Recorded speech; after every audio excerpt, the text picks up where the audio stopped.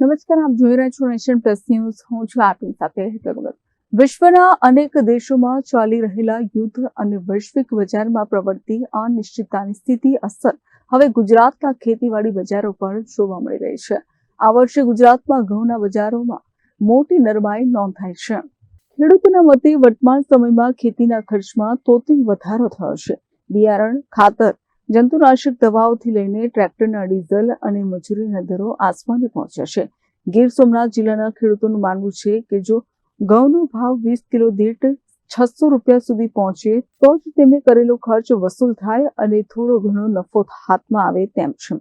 હાલ ગત વર્ષની સરખામણીએ ઘઉંના ભાવમાં પ્રતિ મણ દીઠ 75 થી 100 રૂપિયાનો ઘટાડો જોવા મળતા ખેડૂતોની ચિંતામાં વધારો થયો છે.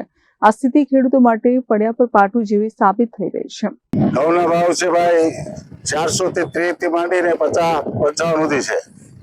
ઘઉંમાં બહુ અવાર બજાર ઓલા ગયા વર્ષે કરતા 100-150 રૂપિયા નીચી બજાર છે. અને નીચી બજાર તો ખેડૂત અટાણે મૂંઝાઈને બેસી ગયા કે ચોમાસાની સિઝનમાં વરસાદ પડ્યો એટલે માંડવી ભીજાઈ ગયું અને નુકસાનીમાં મોટી થઈ. પછી અત્યારે આ ઘઉં આવ્યા તો ઘઉંના ભાવ નિસાઈ ગયા તો અટાણે ક્યાં વેચવા, એટલે મૂંગા વેચવા પડે છે કે બિયારણ, ખાતર, દવા, મજૂરી એ બધી ભરવા માટે ભરપર કરવા માટે ઘઉં વેચવા જ પડે. અને એ નુકસાની ખેડૂત ખાઈ શકે, બીજો કોઈ ખાઈ શકે નહીં, કોઈ વેપારી દીકરો ન ખાઈ શકે, કોઈ નોકરિયાતે ન ખાઈ શકે. નુકસાની ખેડૂત ખાય અને ખેડૂત ખમે. અત્યારે શું ભાવ છે મણના ઘઉંના? અત્યારે મણના ભાવ છે 450, 450, 30, 35 થી 40 સુધીના ભાવ છે. બજારના જાણકાર વેપારીઓનું કહેવું છે કે હાલમાં માંગ અને પુરવઠાનું સંતુલન ભાવ પર ભારે દબાણ લાવી રહ્યું છે.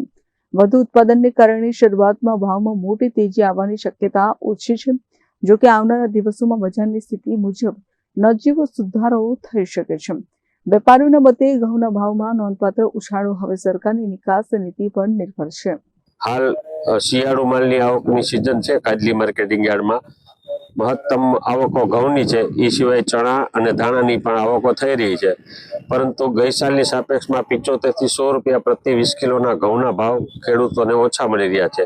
એની અગેન્સ્ટ સરકારે ઘણા ઇન્સેન્ટિવ્સ આપ્યા છે, એક્સપોર્ટની છૂટ આપી છે. ઘઉં અને ઘઉંની પ્રોડક્ટની 30 લાખ ટન એક્સપોર્ટ થાય એવી સરકારે પરમિશન આપેલી છે. તેમ છતાં હાલ ભાવ વધી રહ્યા નથી અને છેલ્લા 3-4 દિવસથી થોડીક એક્સપોર્ટમાં કંઈ ડિમાન્ડ આવે એવી શક્યતાઓ જણાઈ રહી છે. એટલે મુંદ્રા અને પીપાવ પોર્ટના વેપારો થઈ રહ્યા છે. પણ આ ભાવ અમારી દ્રષ્ટિએ નીચામાં નીચા હોય 5, 15, 25 રૂપિયાની આગળ ઉપર તેજી આવે એવી શક્યતાઓ છે. માલ પુષ્કળ પાકી રહ્યો છે અને ગઈ સાલનો ઘઉંનો સ્ટોક બી ઘણો છે. સાઉથમાં જે ડિમાન્ડ હતી એ પણ હવે થોડી ઓછી થઈ રહી છે. તો જો એક્સપોર્ટમાં ક્યાંય ડિમાન્ડ આવી જાય તો જ આ ઘઉંનો નિકાલ થઈ શકે, અથવા તો સરકારે આના ઉપર કંઈ ઇન્સેન્ટિવ્સ આપવા પડે કે એક્સપોર્ટ બોનસ આપવો પડે તો એ સરકાર આપે એવી અમારી અપેક્ષા છે, જેથી કરીને આ ઘઉંનો નિકાલ થાય અને લોકોને પોષણક્ષમ ભાવ મળી રહે. અત્રે ઉલ્લેખનીય છે કે પાછોતરા કમોસમી વરસાદ અને પિયત માટે પાણીની પૂરતી સુવિધા હોવાથી ગીર સોમનાથ જિલ્લામાં ઘઉંના વાવેતરમાં મોટો ઉછાળો જોવા મળ્યો છે. અંદાજે 35,000 હેક્ટર જેટલા વધારાના વિસ્તારમાં ઘઉંનું વાવેતર થયું છે. વધુ વાવેતરને કારણે ઉત્પાદન પણ વિપુલ પ્રમાણમાં થવાની શક્યતા છે, જેને લઈને માર્કેટ યાર્ડોમાં ઘઉંની મબલખ આવક રહેવાનું અનુમાન છે.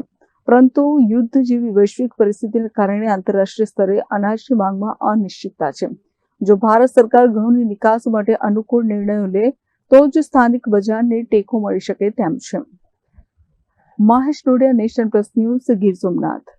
સમાચારોના સતત અપડેટ મેળવવા માટે અમારી નેશન પ્લસ ન્યૂઝની યુટ્યુબ ચેનલને સબસ્ક્રાઇબ કરો, બેલ આઇકન દબાવો અને જોડાયેલા રહો ફેસબુક, ઇન્સ્ટાગ્રામ અને ટ્વિટર પર.